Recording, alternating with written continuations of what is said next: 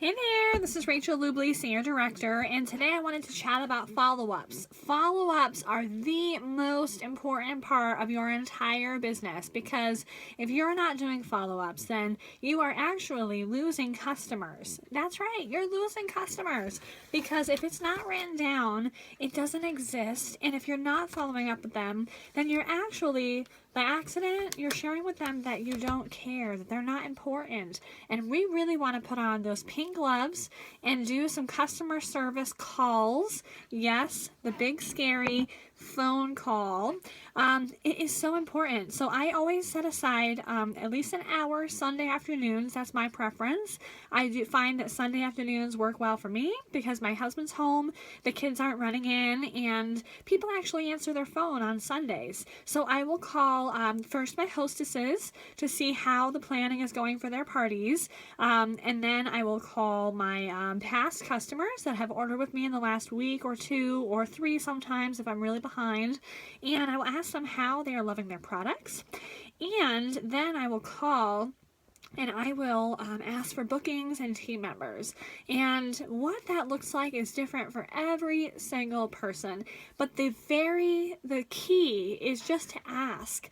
The number one key is to make those phone calls or text messages or Facebook messages, whatever that looks like for you, and to ask. Because if you are not asking, then you are essentially deciding for them if they would like to shop again, if they would like to join your team, if they would like to book a party. You're deciding for them. You're taking that opportunity away by not asking. Now, what do you do when you ask, and let's say they say not right now? So that's a very common one, not right now. Sometimes that means that they are just too scared to say no. Sometimes that means that they are just truly busy right now. And so what we need to do is still follow up. It takes between 7 and 10 conversations with someone to actually get a booking or a new team member. So I write all of my conversations down. Now, every single job that you've ever had, at least the ones that I've had in the past, they've got a notebook where everyone communicates in this one place. So get yourself at least a notebook, if not a more elaborate system, to write everything down in, because you can't possibly remember every conversation. And if someone says, hey, yeah, just follow up with me in April, and you don't write it down somewhere where you're actually going to look back at it, you're never going to call them again in April. And plus, what happens now if it's February and she says follow up in April, and you literally never talk to her again until April? She will have forgotten about you, or about 31 in general, or she just may have changed her mind in that time. You want to be building that connection all the way from now until April by liking her Facebook page, by liking her posts on Facebook, by following her on Instagram, by texting her once in a while, by getting her wish list. You can actually get her wish list now, and if something goes on sale that's on her wish list from now until April, send her a message, because she might really appreciate being able to get whatever it is for $15 or $20 instead of 48 or 80. Next month is the half off purses. If she says, oh my gosh, yes, I love the Cindy tote, but let's book a party for April. Well, if March comes and goes and she realizes in April that, gee, it was on sale last month, that is not providing good customer service. So write everything down, have conversations with people, and follow up. So let's use the example of a party. So you just had a party, or your hostess just had a party, okay? So let's say it was $200, and which is great. That's a qualifying party. So let's say it was $200, you had 3 to 5 orders, and now you would like to grow your party. Well, it doesn't end when the party ends.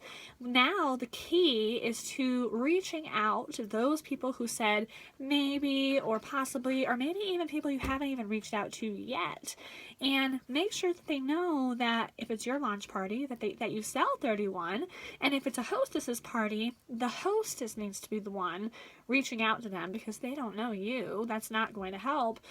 She needs to reach out to them, and she needs to let them know that she's having a 31 party. And the very best way to reach out to someone is by finding something that they're really going to like and sending them a picture of it. So even if it's a picture of their like a the preview, personalization preview, sorry, I can't talk. If it's a personalization preview with her kids' names on it, send her a picture of the preview with her kids' names on it and say, hey, I was thinking of you. This is so awesome. What do you think? Have you got the kids' Easter baskets yet? That would be a great introduction to 31 and letting her know that you sell it or that her friend is having a party, right? Super simple. So use her name or her kids' names or her initial on a product that you find on Pinterest or whatever, but make it personal and give them the website link and tell them that you're having a party, or have your hostess tell them that she's having a party, and ask if you can help her place an order. So basically you're just assuming that she would love what you have to offer. And let me tell you, you've got some awesome stuff. So be confident about it. So follow-ups, that doesn't just relate to one-on-one reach outs. You also want to be sure that you're consistent in your social media. You're branding yourself every single day. Every single day. So if you are wearing a Coach purse and you sell 31, no one's going to know that you sell 31. So wear 31, have your catalogs with you all the time, and be sharing and talking with people about it, because you are that now. You do sell 31. So you want to, if you want to grow your business, I'm assuming you do, you want to share that everywhere. Now, that includes social media. So while you're building your brand, whether you've been doing this a while or whether you're brand new, you want to be posting the things that are new. So what I am doing is I'm picking a product every single day and I'm talking about it every single day, and then I'm throwing in here and there action steps, so things that I would like for them to do. So the fun stuff is like yesterday I did the mini storage bin because it's on special in February, 2 for $15 when they spend $35. I posted like 5 or 6 times, which seems like a lot, but if you think about it, not everyone who's on at 8 a.m. is on at 8 p.m.